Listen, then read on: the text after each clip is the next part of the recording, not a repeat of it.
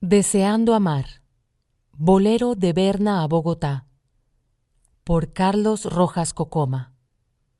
Narrado por Pilar Velázquez.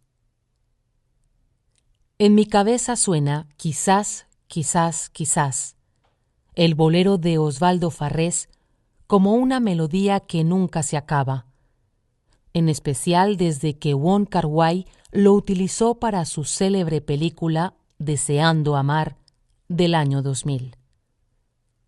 La historia era la siguiente. En Hong Kong, durante los años 60, un hombre y una mujer expatriados de Shanghái, junto con sus familias, establecían una intimidad especial sugerida al espectador solo a través de sutiles inferencias.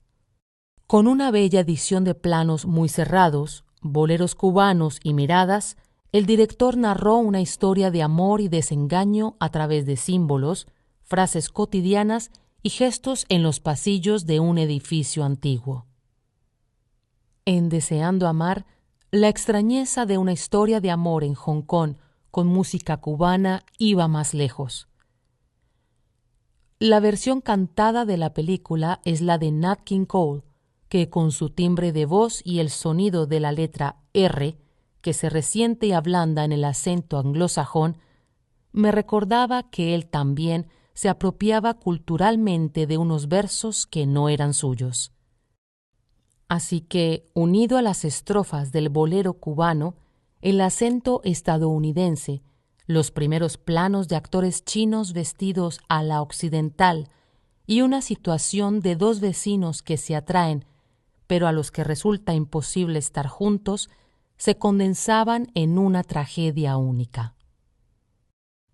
Esa vida de vecinos, de historias cuyo eco retumba en los pasillos, de tejidos de culturas que se estrellan en las entradas y salidas de las casas, han hecho parte de mi vida desde que me establecí en Berna. A lo mejor, por ello, la canción de Osvaldo Farrés hace eco en mi cabeza cada vez que enfrento esas paradojas que solo los que hemos cruzado barreras culturales para vivir en otros contextos podemos llegar a entender. Una de ellas es el mundo de lo privado. La primera impresión que se tiene al entender la vida urbana en Berna es que se trata de una ciudad que no impone límites entre el mundo público y el individual. La segunda impresión que se conoce una vez han pasado varios años es que no solo hay límites, sino que además estos se levantan como altas murallas frías. Desde la infancia, los niños edifican entre sí las barreras que el barrio o el grupo los separa de los otros. Al crecer, el dominio del bernés, una forma específica del ya muy local lenguaje suizo-alemán, establece una barrera a todo el que, como yo, busca acercarse con un idioma ajeno a todas esas fronteras desconocidas. Las barreras son invisibles. Quizás la primera palabra que se aprende o se debería aprender al establecerse en Berna es privat.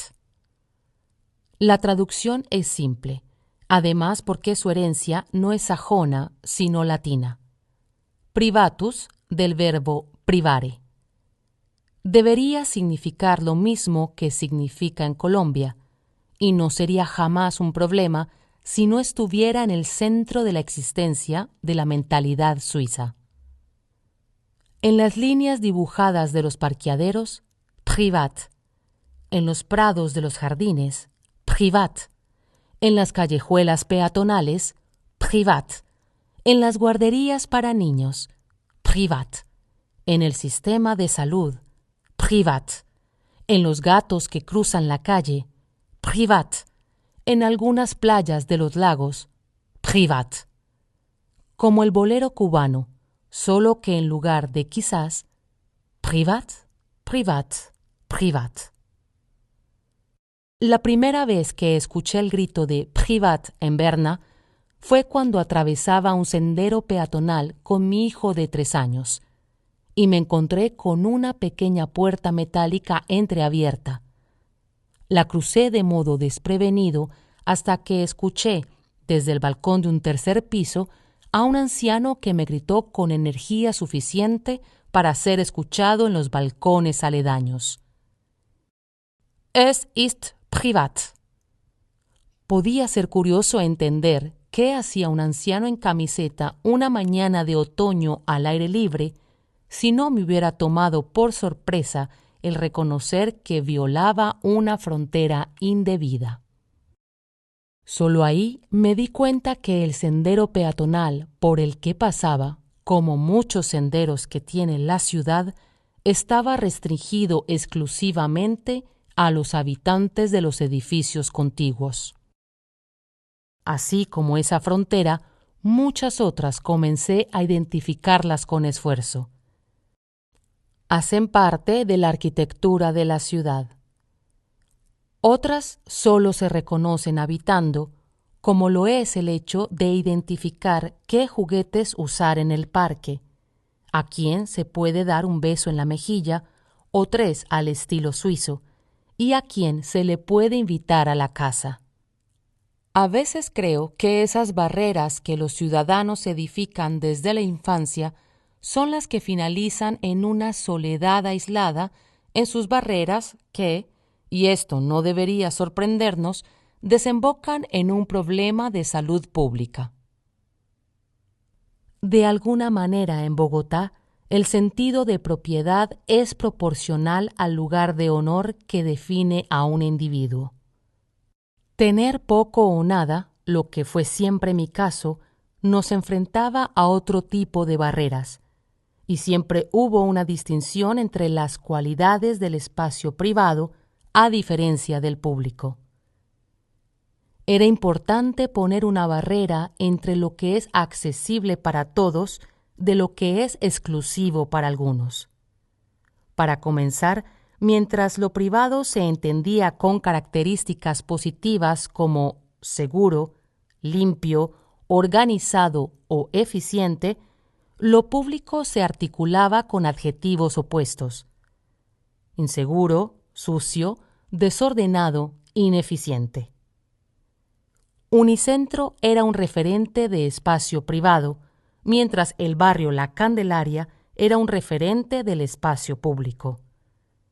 ¿Qué decir de otros lugares como la universidad o los colegios, que se apoyan en esa dualidad de público-privado para establecer otras condiciones, de riqueza o pobreza, de estatus y condición social, que contribuye a la desigualdad de la que se habla tanto? Las invisibles fronteras berneses, establecidas por los cerrados pactos de confianza, tienen su contracara en Bogotá, que crea las distancias en visibles manifestaciones de desconfianza. Basta con tomar como ejemplo el urbanismo contemporáneo de los barrios residenciales en Bogotá. De hacer la vida social en la calle o el barrio, se pasó a habitar en conjuntos cerrados, cubiertos con murallas, protegidos por cámaras, vigilados por una compañía de seguridad que registra los ingresos y egresos de cada persona que entra y sale de ellos, tomando los datos y firmas de las visitas y recopilando las huellas digitales de los residentes, y en donde se realiza un censo detallado de cada individuo, incluyendo las mascotas que habitan en cada uno de los apartamentos. Los que no pueden acceder a eso se les llama curiosamente habitantes de la calle. Sin ningún intento de ironía, creo que si Michel Foucault hubiera vivido otros 20 años, al análisis del sistema de la cárcel y el hospital hubiera tenido que proyectar el de los conjuntos privados de apartamentos rolos. En Bogotá, la frontera de lo privado no es discreta ni sugerida, es directa y evidente. Como si fuera un mundo al que no se debe acceder sin ser invitado, al que no se pasa por error, como quien camina un sendero peatonal. Gracias a ese sistema surge una paradoja. Ese escenario público inseguro y desordenado, ruidoso y desobediente, diverso y tolerante, caótico y contradictorio, es el que permite que las barreras de lo privado se debiliten. La vida y la libertad, y por qué no la felicidad, solo pueden suceder afuera, en el espacio público. Porque apiñarse en un Transmilenio, andar en ciclovía, bailar en un bar o quejarse en la fila de trámite del pasaporte, deja ver que aunque diversos, estamos tan cerca los unos de los otros que nos llamamos compa, hermano, vecino o parce, aún sin habernos conocido. Sabemos que lo privado es una apariencia, y por eso a alguien que apenas conocemos lo llamamos amigo o saludamos de beso en la mejilla. Berna no es un espejismo de Bogotá, y no creo que una ciudad esté, solo por una reflexión sobre lo público o lo privado, mejor que la otra.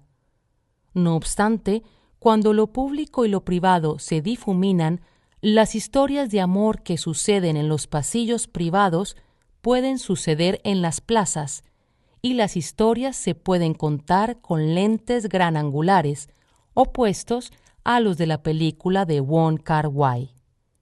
Desde que vivo en Berna, extraño ver a parejas besarse en la calle, extraño escuchar a los perros callejeros andando en manada, extraño cruzar la calle entre los autos, extraño comprar una empanada con ají de un puesto ambulante, extraño bailar sin saber con quién lo hago, extraño ver llover y cómo las grietas de las calles producen pequeños ríos. Extraño fumar un cigarrillo que compro al detal. Extraño esa vida que no se debe esconder detrás de un aviso de privat para que suceda como es. Nunca sabré si es mejor o peor, y oscilar entre esos dos mundos de fronteras termina por dejarme exhausto. Lo que sí es cierto es que quizás lo que aquí y allá nos rompe hoy como ciudadanos es la sobrevalorada barrera de lo privado.